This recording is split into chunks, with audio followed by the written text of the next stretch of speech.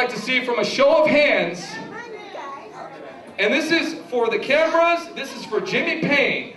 So I want you to find it in your heart to get that adrenaline pumping. I want to see a show of hands. Who wants to arm wrestle Carolyn Fisher? I see a lady right there. You keep your hands up, ladies. I want to see a show of hands. Round of applause to bring her on up here. You ain't got a prayer up on this table, woman. Now, do you think you could take down Carolyn Fisher? She's a 5-time world champion. What are your credentials? I am a former AAU diver. Oh, cool. Walk the plank. Get a round of applause for that. I don't even know what that is, but it sounds pretty cool. Just kidding. I saw you in Sports Illustrated. Are you ready to rumble? I'm ready to rumble.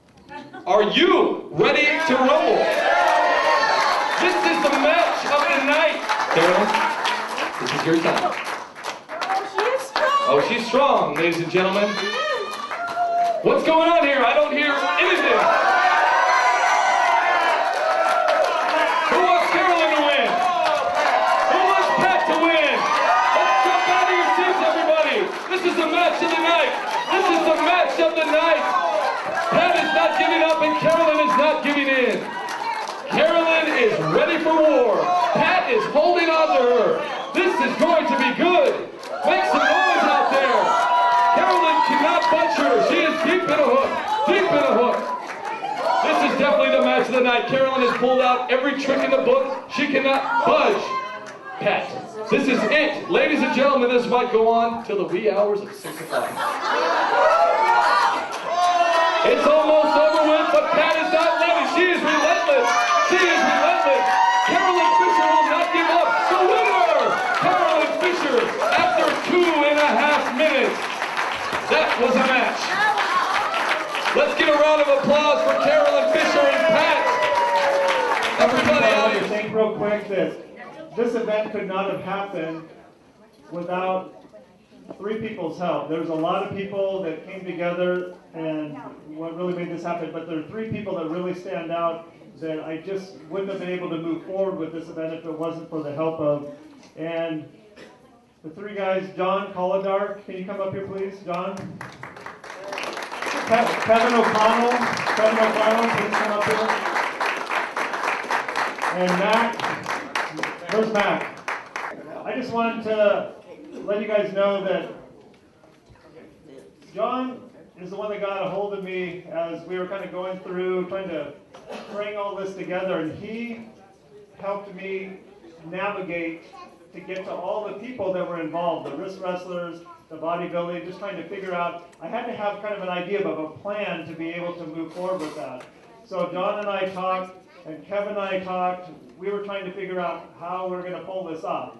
And so they were extremely instrumental in getting everyone here to make this a successful event. Mac totally took over the wrist wrestling part. I mean, I didn't know anything about bodybuilding or wrist wrestling, so I really needed to rely on people that know the industry, knew people, how to get a hold of them. And so I just want to let you know that these guys made this event happen, and I just wanted you guys to all acknowledge them. Thank you so much.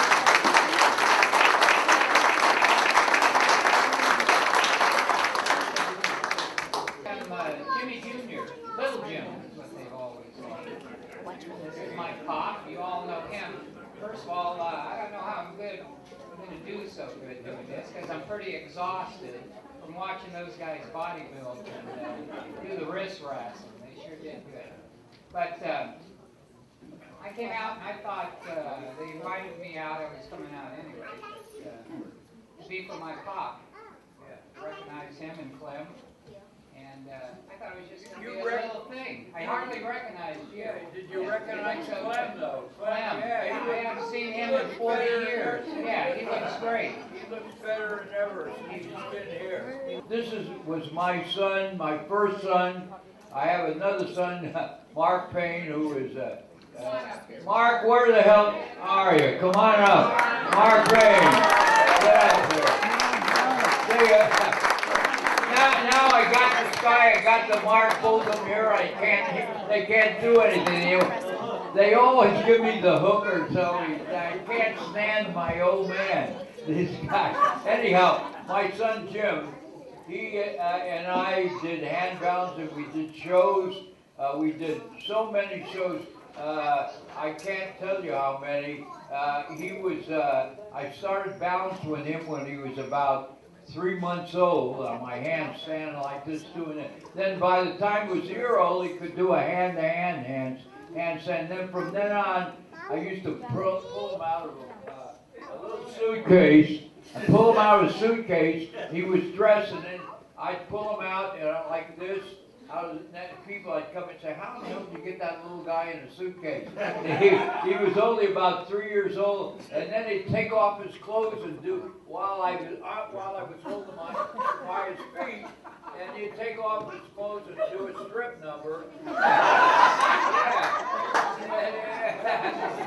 And then from then on, we worked some very big, we worked Alameda County Fair, we worked the San Mateo Fair, you name it, we had Boonville Fair. Let me say something. Really quick, little left back on there, and he just ruined my story that I was going to tell all.